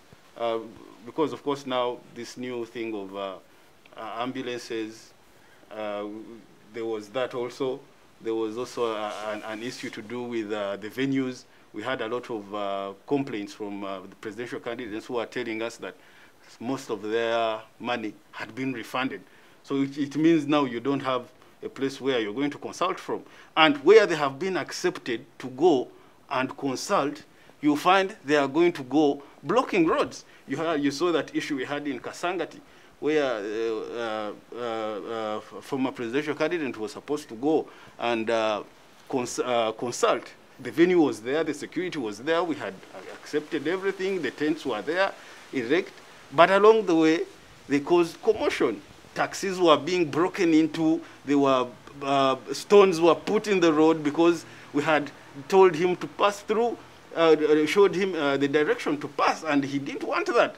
So there was a lot of commotion, and at the end of the day, this consultation could not be there. I think you all saw these pictures because we came out and even implicated the CCTV footages that we had recovered, where people who are not joining in their demonstration because they are principle had been temporarily held off somewhere, they decided to demonstrate, and whoever was not participating was being implicated. So those are kind of the things that we always find. I'll get back there. Let me just try to twist a little because time is almost up. I need to ask Morrison a little on almost the same issue. Currently Uganda is facing a youth bulge, and of course with an increasing unemployment, and of course the economy is not working well, and you're in the sector that really has to provide employment so don't you think these are the reasons that the young people are actually joining up arms into these uprisings? Because majority of them are in that category. I think first of all, Ugandans are living longer, and Ugandans are, even young ones, because of immunizations and other programs, you know, there. Ugandans really need retooling, need recalibration, and yeah. So as a citizen, really, I think that's a very, very, very serious issue.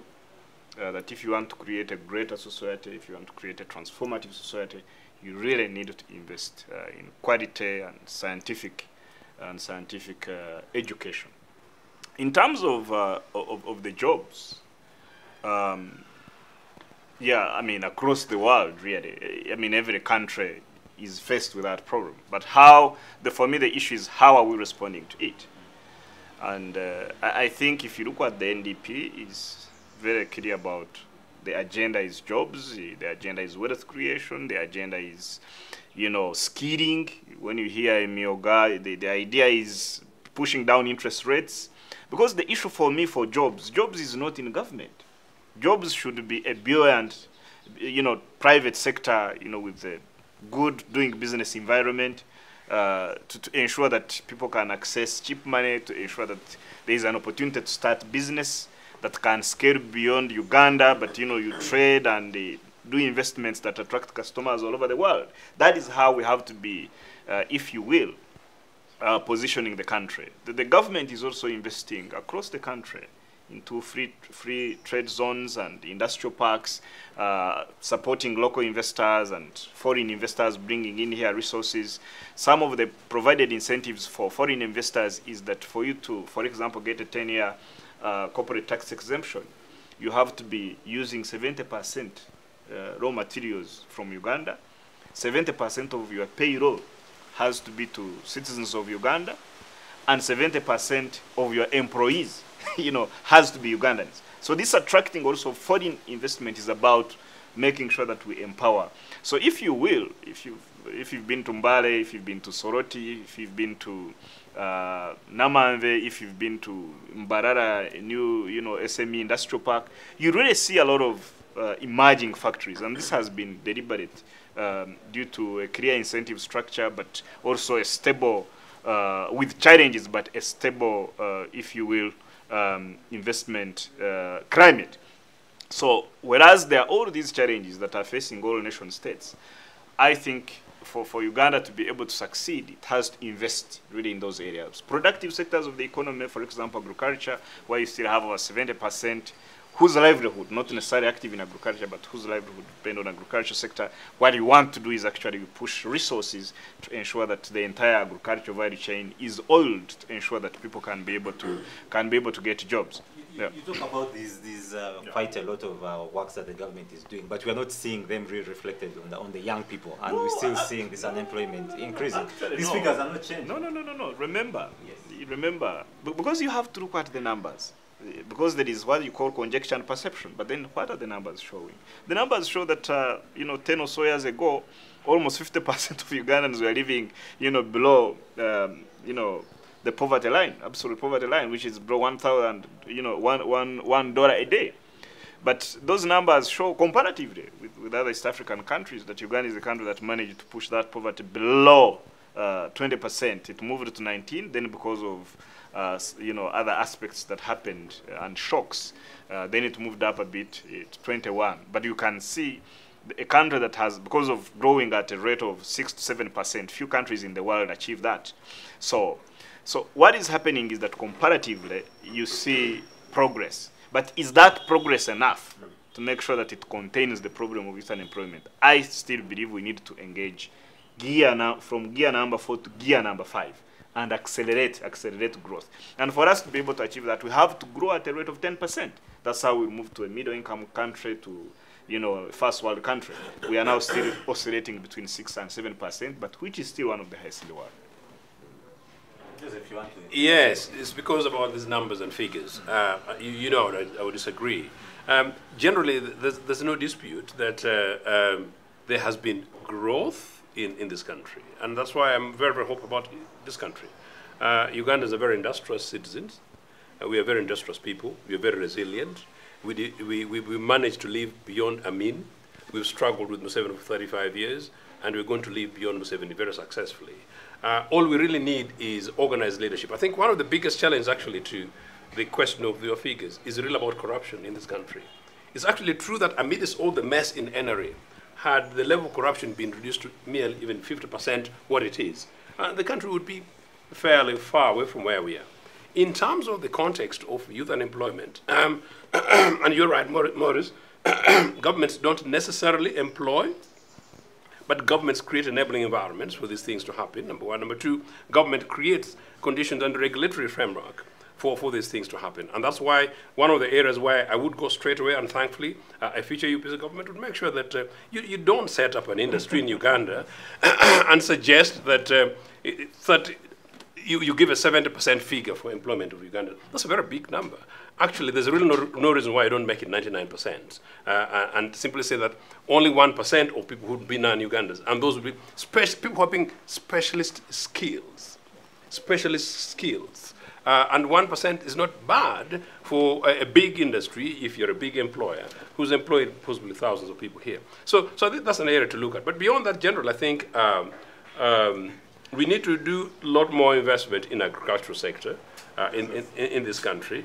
And UPC tended to more socialism. So actually, some of the tendencies mentioning are really a bit socialist, and I think we have really moved on. But because if you're attracting global capital, you actually need to rebalance interests, because at the end of the day, it is a triple bottom line, and that triple bottom line, it is the people, profit, and the planet. And that's very interesting. Yeah. Of course, UPC, we're a progressive socialist political party and organization. And I'm also talking here from the point of view of actually, if you think about countries, capitalist countries like Britain, who are actually responsible, Britain and Israel, very established capitalist states, they're actually the ones responsible for bringing Idi Amin not to UPC, number one. Number two, the reason was, other than UPC's stance on apartheid, was a level where he would be tapped on behalf of the citizens of Uganda. And then the other issue was actually because UPC dared fight the Americans to support Lumumba's forces in Congo. And so young Ugandans need to know that. So people cannot claim citizenship patriotism, which is basically a nonsense statement, if it is not backed by really programs to defend and protect you. We've got people who are not necessarily Ugandan citizens in the streets of Kampala, with absolutely no skills except ability to launder and play around money. And they control the stakes when we have thousands, perhaps several hundreds of Ugandans walking the streets of Kampala day by day, without jobs. So I can't be apologetic about that, So the figure about 1%, possibly at most 5%, is really not bad. And that's a very deliberate observation. But I think generally, it is actually possible to invest in the youth of this country in terms of skilling. One of my worries is actually the knowledge economy. I don't know, maybe both of you are trying to refer to that, where the quality of our education is really, really, really wanting, and the level of competition with, including our East African neighbors, is very much wanting. But there's something else. I talk about corruption, but really about element of how the civility of the state, meaning you can do, possibly even civil service in terms of our quality, how our organizational, how the state operates, where citizens go into the job market. An average citizen who's gone into the job market from universities and work for 2-3 years are they able to go to Nairobi and compete with an average Kenyan.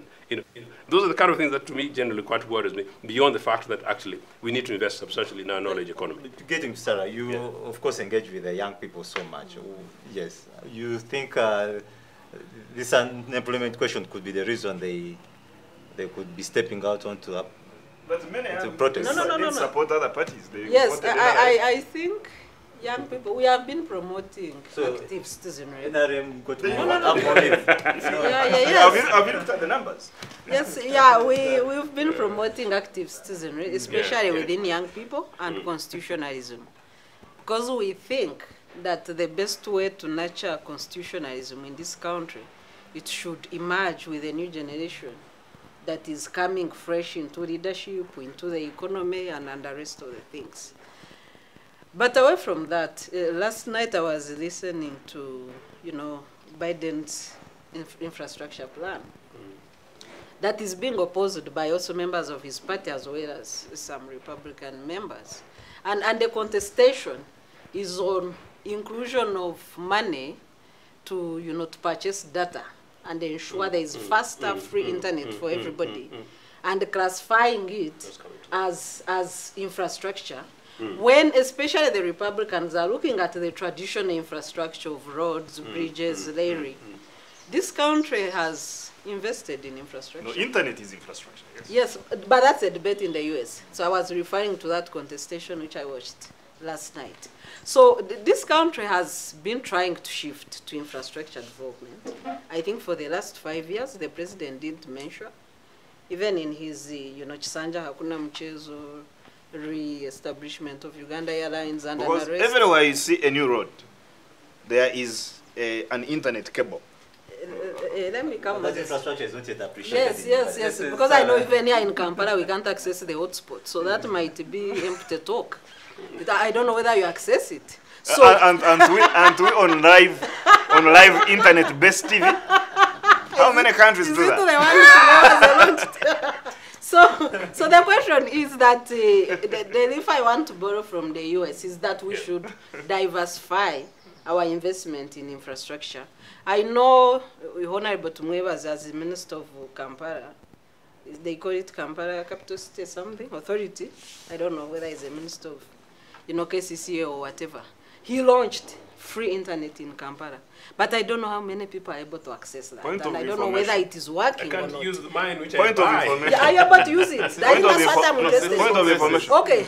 That is when he was a Minister of ICT, and if you go to my Uganda on certain hotspots in the have you ever accessed it? Yes. If you go to City Square I think and that's launch in what my I'm Uganda, interested in. you're going to access it. That's what I'm interested in, whether people are accessing it or not. If people are accessing it, well and good, but that's the way to go. When we talk of infrastructure, it is no longer about, it's not limited to roads, bridges, and we also need to note the exaggeration in these huge infrastructure developments. The infrastructure developments are good, but we know that some engineers came up and contested the money that was used on the Ginger-Nile Bridge. They said it was exaggerated to a range of 50%. I know that the express highway is the second most expensive road in the whole world. So these exaggerations and corruption. In the whole world? The whole world? Yes. Yeah. Morris, you hear that? In the whole world. No, if that's the case, it should be engaged. Yes. For me, that's a debate we should be having as a country. So, yes, I agree. the infrastructure development is abhorrible. good. It shouldn't but happen the like corruption and the disguise of monies within infrastructure, it should be, condemned. That should and be it condemned should across stop. the board. Yeah. Thank you very much. I think maybe we are almost tending to a conclusion, but this would be an interesting debate to continue with. But quickly in our concluding remarks, I would want to invite in Luke to give us a context on how do we think the state can now come in to ensure that the citizens are protected, but also that even those that have different political inclinations are really protected and enjoy these freedoms. Well, first and foremost, we are all citizens of Uganda. I usually see that segregation of this one is what, this one when we are coming close to elections. But right now, I believe most of these citizens of Uganda are working together to better their lives in this Kampala. But when you're coming to elections, and you're putting on yellow on someone's shop, they will say, I won't sell to you. So there's that bit of a thing when you're coming to elections. But when they are done, people always go back to the drawing board and try to engage in activities that can better themselves, which of course we as a security, we believe there is still more that is need to be done on our side as security in making sure that the public can easily engage with us whenever they have issues to do with security. That is, of course, improving our image. Of course, we have registered in the past, still registering some cases of corruption within our officers. And of course, whenever such cases arise, we make sure that we investigate them. Some of them, of course, turn out to be allegations which are baseless, without proof. That comes back to the public that whenever you come out with any allegation, any officer, it needs to be backed with facts so that we can root out such officers. Of course, when we work on this issue that is always making us number one in reports, I'm not saying it is not there. It is there, but it should also not also be exaggerated by the SARAs. They always tend to exaggerate it, and they always forget these people whom you're talking about who are walking on roads of what, the ones you want to discuss about. So it should not also be exaggerated. It is something that we want to work on, and I believe when we work on the small things, the public can, of course, easily trust us, and we can always work with them. We have this unit of community policing. It has worked miracles, and I'm telling you, as we sit here, the public really wants a peaceful environment where they can be able to sleep, wake up in the morning when all their property is there, when it has not been robbed by someone, when a person has 4 goats, when all his goats are there. So we were in a community where many of our youths, like you've been discussing, engage in activities that are actually illegal, that are actually life-threatening in most cases. It's something that also comes back to us and also makes the image of the police become bad. Because, of course, when you to investigate some of these youths who are actually 14, you find they're coming from broken families in most cases. Maybe because the father has not been available, maybe because the mother is not having a job. So some of these minor things that you've been talking about, which of course I could not engage in, come back in making sure that they foster this crime that is always coming out when in these youths of ours. Because at the end of the day, these politicians also target these youths to make sure that they engage them in criminal activities. The biggest number of arrests that were actually that we actually made during elections. You remember the buses that were attacked coming from Western Uganda.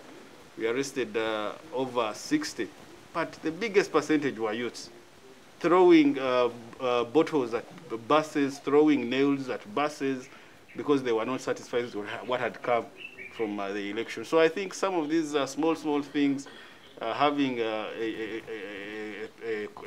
youths who are somehow ignorant probably about the law, youths who fail to go to school, they always come back to the society and affect and also make the crime rise. So I think as we are working on our issue of improving the image, other government agencies need also to work on the issues in improving livelihoods of the public.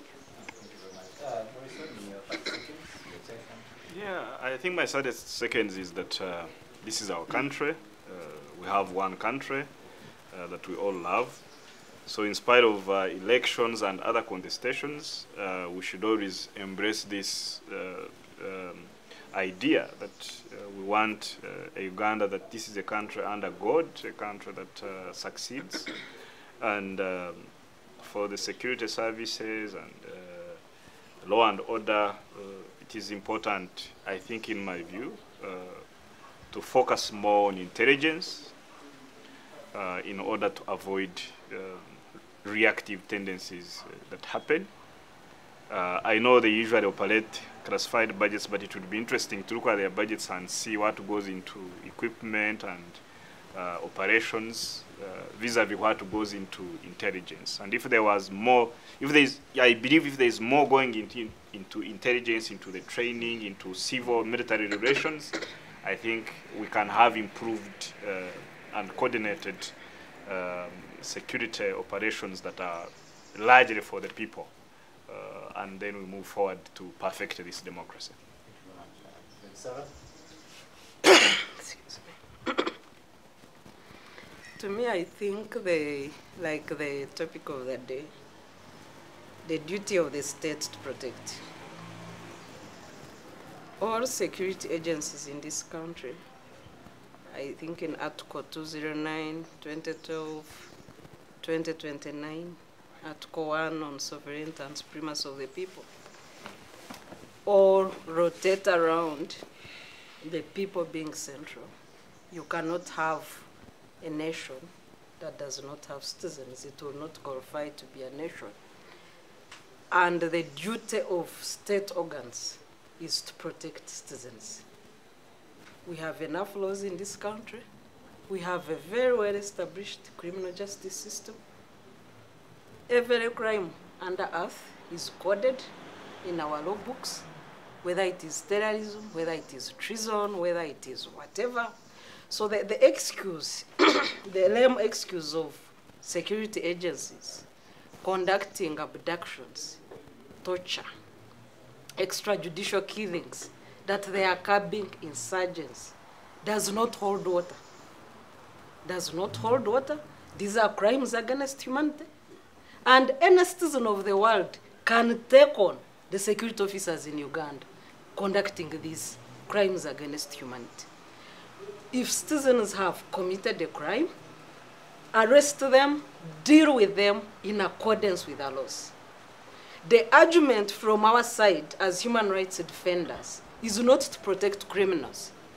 It is to ensure that every citizen is protected and those who are in the wrong are dealt with in accordance with the laws. There is an argument that the state is abducting hooligans. We have even the prison service in this country. Even people convicted in courts of law are entitled to protection by the state. And that's why we have the prison service. So that argument has no place in a democracy, has no place in a modern society, is illegal, is unconstitutional, is immoral, and these are crimes against humanity. And the state of Uganda should stop acting as a rebel group.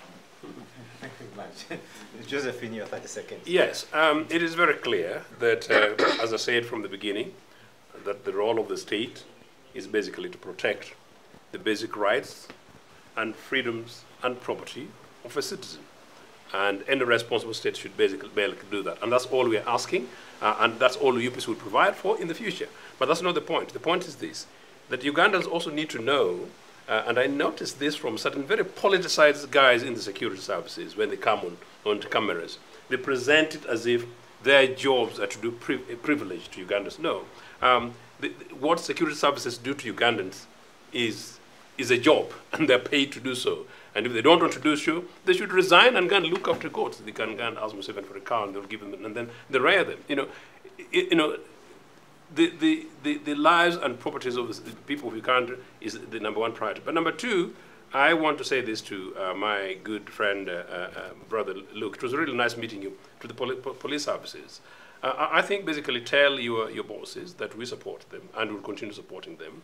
The only thing that I get from people, I'm an activist too, is that when citizens tend to report certain very basic issues to the police authorities, victims of crime, they are presented at the front desks as if they're the problem. These are victims of crime. And your job is there to listen to them. I don't want to go to certain very particular details. Listen to them. It's your job to investigate crimes. It's not the responsibility for a citizen, a victim of crime, to be able to investigate. You ask us for support. Politically, we will. Ask the state for support. The money that the state provides is not their money. It's our money. It's public money. That's really what citizens of this country want. Particularly women. I was meeting a woman the other day, it's a summary, a woman who's a victim of a domestic violence, and she told me very harrowing stories about a police force, within Kampala, within Kampala region, where she was treated as if she was a criminal when she went to report something which was almost close to risking her life. But generally, by and large, this country is possible. That's my slogan. As Morris says, the founding parents of this country gave it, that everything we do for God and my country. And for those of us who come from the founding principles of those. We're totally committed to this, and we think this country is possible. All we need to do is that those who take leadership across the board must make sure that they take leadership responsibly. And so, going forward, it's a delight to be here as ever. Thank you very much, Joseph, and also thank you very much, all my panelists for today. Thank you for honoring the invitation and being with us. Also, thank you, our dear citizens out there that are following this conversation, that always keep on this conversation every Friday from 2 to 4 p.m. Thank you very much, and also your comments. We keep reviewing them. We keep chatting through them and sharing them through. Thank you very much for being with us. Also, we are trying to make an improvement, and we are pleased to see that we are trying to get Sarah and Morrison to be our constant panelists for this conversation, and I hope their presence will add value to these conversations going forward. Thank you very much for being with me. I've been your host, Masesa Demiano. We meet next week. Thank you.